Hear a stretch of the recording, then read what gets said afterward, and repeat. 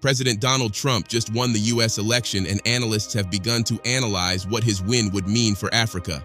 Now, while some African presidents such as Kenya's William Ruto and Nigeria's Bola Tinubu have sent congratulatory messages to Trump, there is one African president who has chosen a different path. You see, the leaders of Niger, Burkina Faso, and Mali have chosen to break away from the West and deepen ties with Russia. Chad has chosen to take advantage of the rivalry between Russia and the West. To be honest, this is a brilliant plan and shows that African leaders can be really smart if they chose to be. But how exactly is Chad taking advantage of the rivalry between Russia and the West? And what does Trump's win mean for Africa? Let's find out. The Sahel is a very important region to the West because of its strategic location in Africa. This feature is why the US built one of its largest and the most expensive bases, Airbase 101, in Niger, a country located in the Sahel. It's also the reason why France ensured that it had its military forces located in Mali, Niger, Burkina Faso, and Chad. However, the coup in Mali, Niger, and Burkina Faso led to the spread of anti-West sentiment, which in turn led to French military forces kicked out of these countries. The US was also not spared as Niger ordered the shutdown of the 2 US bases in the country. These events made Chad the last standing ally of the West in that region. But if you recall, before the election which restored democratic rule in Chad, the military government in Chad demanded that the US forces stationed in the country withdraw out of the country, which they did.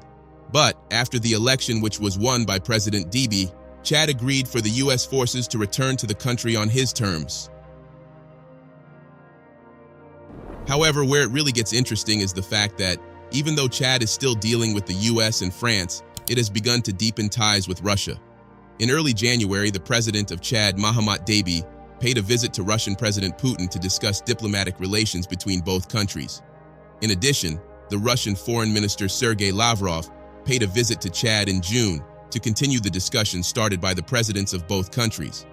These visits clearly indicate that Chad is very much interested in boosting ties with Russia. But it's not just these visits. Just last month, Chad celebrated the official opening of a Russian cultural center in N'Djamena, the capital of Chad.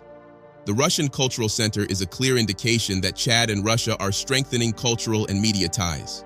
But it might even evolve to that of a military one because recently, some Chadian officials floated the idea of a new military partnership between Russia and Chad.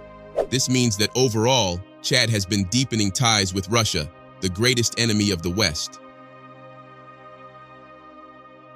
The surprising thing is that Chad is doing it while still maintaining relations with the US and France. The question is, why is the US and France not concerned?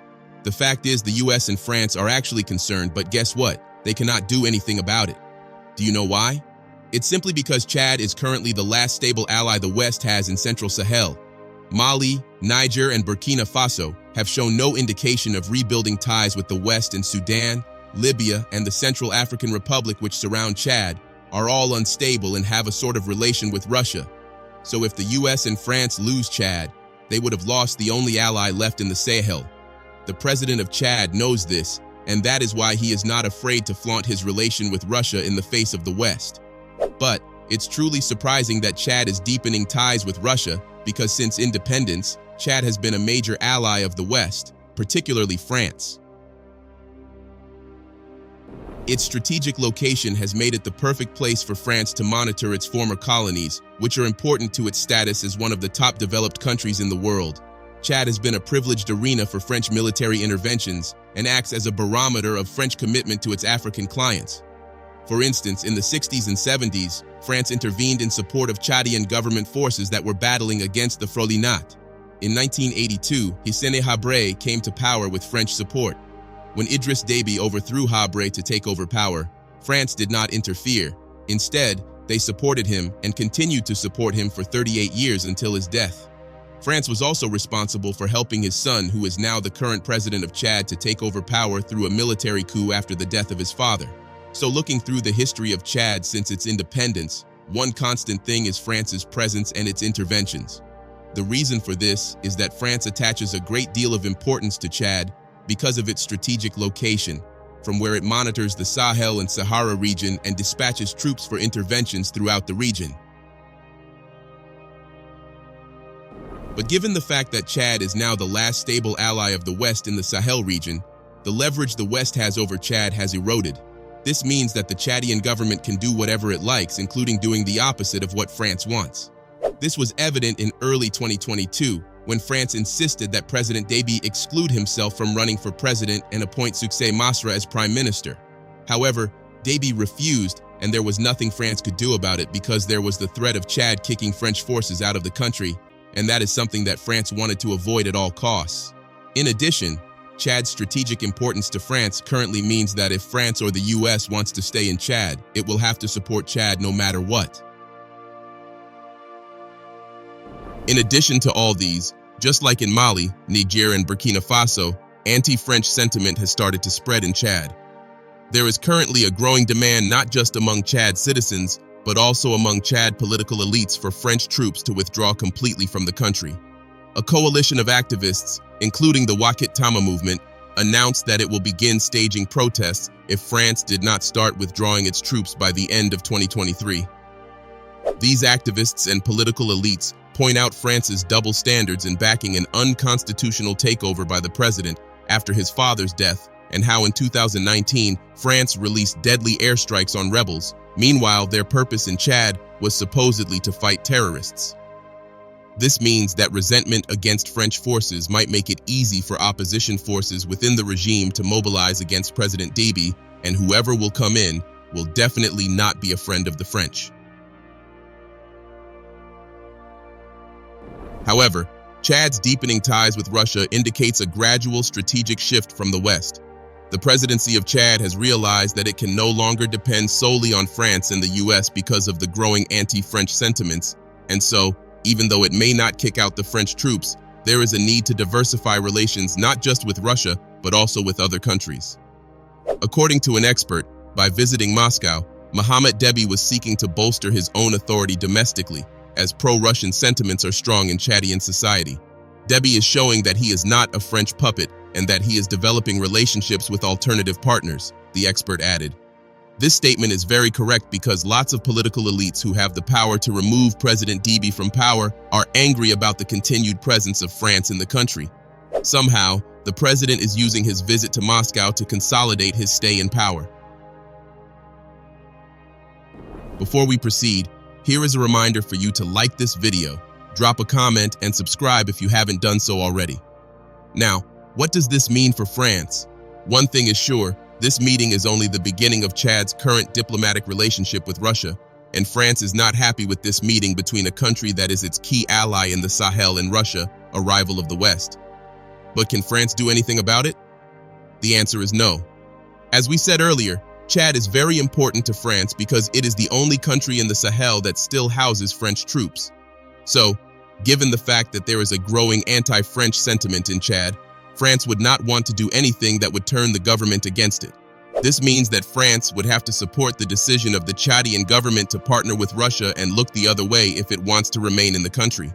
Russia itself doesn't have a problem with France being in any African country because it is pursuing a rather flexible policy in Africa. This is why most African countries want to partner with Russia. While Chad currently does not intend to get rid of the French troops on its soil, the need for them may gradually disappear once Chad's foreign relations diversify to include China, Russia, Turkey, and the United Arab Emirates. France's footprint in Africa has indeed begun to fade. If Chad does end up kicking French troops out of its country, France's hold on countries in the Sahel will be broken completely, and these countries will be free. Now, this brings us to the big question: what does President Trump's win mean for Africa? To answer this, we need to take a look at how Trump viewed Africa during his first tenure as President of the United States. For Trump, however, there are concerns that he would cut down on trade and investment in the African continent. This is because Trump is widely known to be a protectionist, and one of his slogans during his first term was America First. In particular, analysts believe that the African Growth and Opportunity Act, AGOA, might be in jeopardy with Trump as president. You see, the AGOA is a U.S. policy agreement with African countries that allows eligible African countries to export some of their produce to the U.S. without paying taxes since the year 2000. However, during Trump's first term, he announced that the AGOA scheme would not be renewed when it expires in 2025. If Trump keeps to his words, it means that by next year, the AGOA scheme would be no more. In addition to this, during his campaign for the presidency, Trump pledged to implement a universal 10% income tariff on all foreign-made goods, which obviously includes African goods.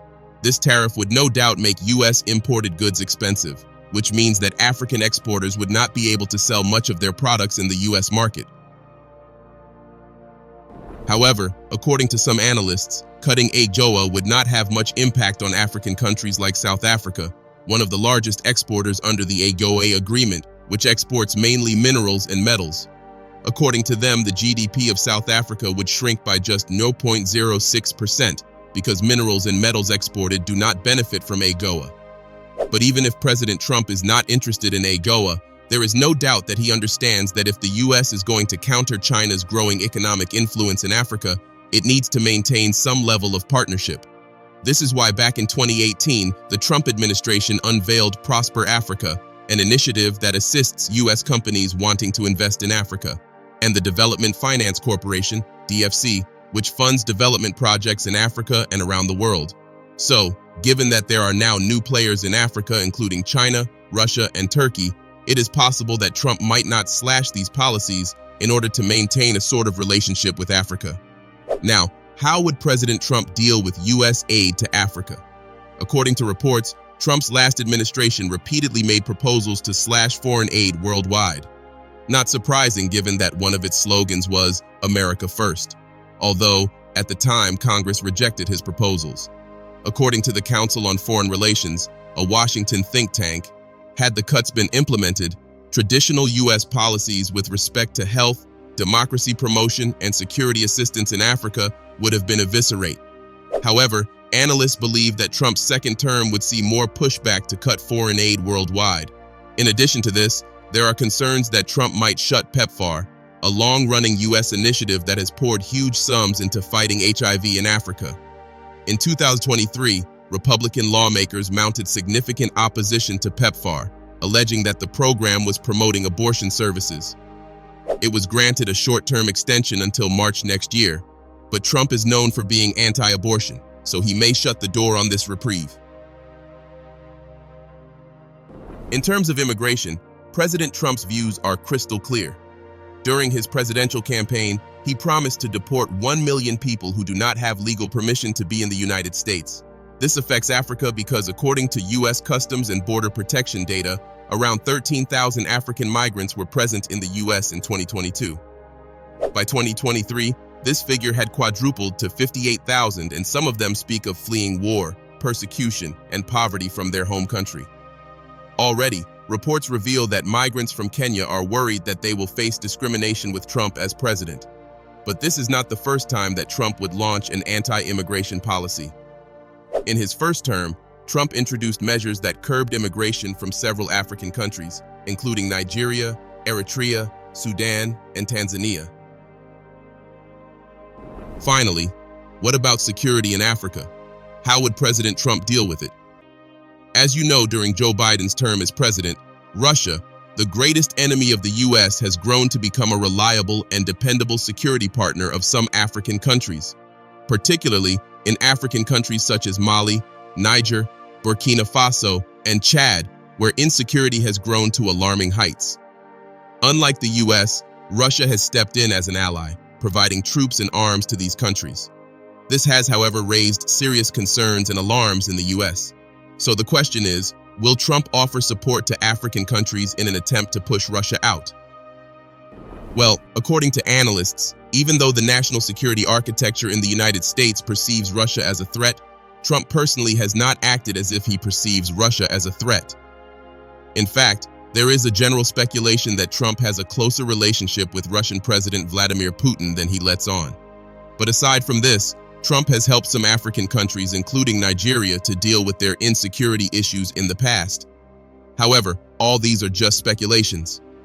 But there is one thing that we are certain of, and that is the fact that President Trump is very unorthodox in how he does everything. So one has to be pretty open to new things, not necessarily good things, but new things happening. What are your thoughts? Let us know in the comments section below. Don't forget to like, subscribe, and share this video.